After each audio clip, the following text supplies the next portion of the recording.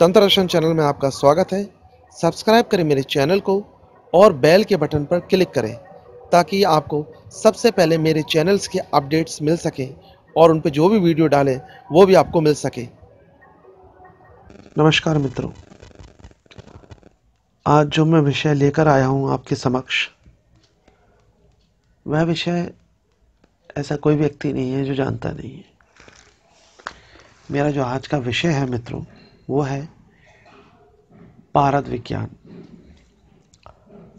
मित्रों, आपने पारद शिवलिंग का तो नाम सुना ही होगा, लेकिन सबसे पहले हमारा ये विषय बनता है कि पारद शिवलिंग का इतना महत्व क्यों है।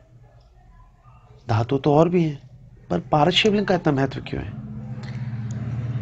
तो मित्रों, प्राचीन समय की बात है और शायद आपको पता भी होगा कि नारद जी को एक बार अहंकार हो गया था कि उन्होंने काम पर विजय प्राप्त कर ली है और उनके आराध्य भगवान विष्णु श्री हरि हैं। तो समस्त देवताओं के पास बारी बारी जाने के बाद जब वह अपने आराध्य भगवान विष्णु के पास पहुंचे और उन्होंने यही बात बोली कि प्रभु, मैंने काम पर विजय प्राप्त कर ली है, तब उस समय भगवान विष्णु ने अपने भक्त नारद के जो अभिमान है काम के प्रति, उसको नष्ट करने के लिए सोचा। उन्होंने विश्व मोहिनी रूप धारण किया, एक स्त्री का, एक माया रची, एक नगर बसाया, सब कुछ किया और विश्व मोहिनी का रूप धारण किया। और नारद जी को यह पता लगा कि ऐसा एक स्वयंवर हो रहा है जहां विश्व मोहिनी नाम की कन्या अपने मन से अपना पति चुनेगी। वो भी वहां पहुंच गए, लेकिन पहुंचने से पहले उन्होंने भगवान विष्णु से कहा कि प्रभु, मुझे आप सुंदर रूप प्रदान कर दीजिए जिससे मैं स्वयंवर में विश्व मोहिनी को जीत सकूं। तो भगवान विष्णु ने पूछा, हालांकि उन्होंने माया रच दी थी नारद के ऊपर, तो उन्होंने पूछा कि तुम्हें कैसा रूप चाहिए। तो नारद जी ने सोचा कि भगवान जैसा रूप मिल जाए तो सर्वश्रेष्ठ है। तो उन्होंने कहा, मुझे हरि रूप चाहिए। अब संस्कृत में हरि को, बंदर को हरि बोलते हैं संस्कृत में। तो भगवान ने कहा तथास्तु। तो जब वो वहां पर पहुंचे तो उनका बंदर जैसा मुंह हो गया। अब उनको तो पता नहीं, लेकिन जब सब लोग हंस रहे थे और उसके बाद जब विश्व मोहिनी ने देखा और उनको नजरअंदाज कर दिया, फिर उन्होंने सोचा कि प्रभु ने मुझे अपना स्वरूप दिया, फिर भी मुझे उसने पसंद नहीं किया। तब जाके उन्होंने शीशे में देखा तो उनको पता लगा कि उनका यह स्वरूप हो गया। खैर, वो एक अलग घटना है उसके बाद की। लेकिन वो जो विश्व मोहिनी रूप था, उसको फिर भगवान शिव ने देखा और वो रूप इतना अद्वितीय था कि भगवान शिव के अंदर काम का संचार हो गया। और काम का संचार होने से उनका स्वतः ही अपना वीर निकल गया। वीर निकलने को हुआ तो वो वीर जो निकला वह पृथ्वी पर गिरा और वही वीर आगे चल के पारे में परिवर्तित हो गया। भगवान भोलेनाथ की आंखों से जो आंसू गिरे थे उससे रुद्राक्ष उत्पन्न हुआ था और भगवान भोलेनाथ के जो वीर से पारा उत्पन्न हुआ था। तभी आपने देखा भी होगा कि पारा हमेशा ना तो सूखा रहता है ना गीला रहता है, बस हिलता रहता है। वो वीर है भगवान शिव का।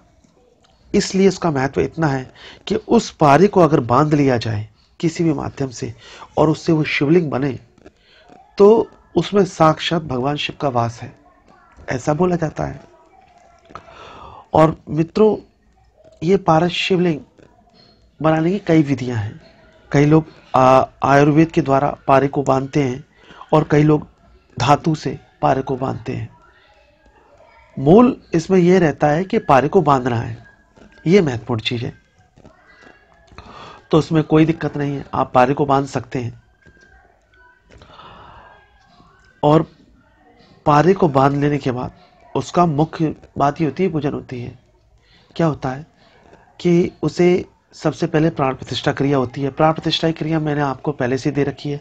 जो विधि यंत्र को प्राण प्रतिष्ठा करने की है वो ही विधि मूर्ति के लिए भी होती है।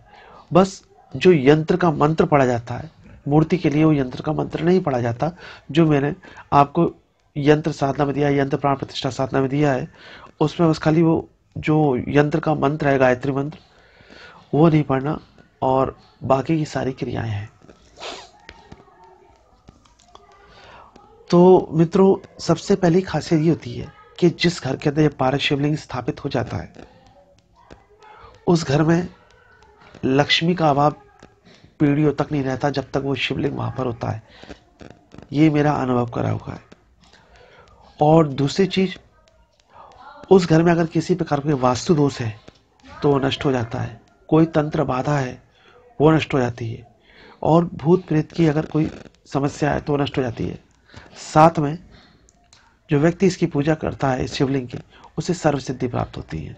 कहने का मतलब है उसे हर क्षेत्र में सिद्धि प्राप्त होती है, सफलता मिलती है। अगर साधना क्षेत्र में भी उतरता है तो वह भी सफल होता है।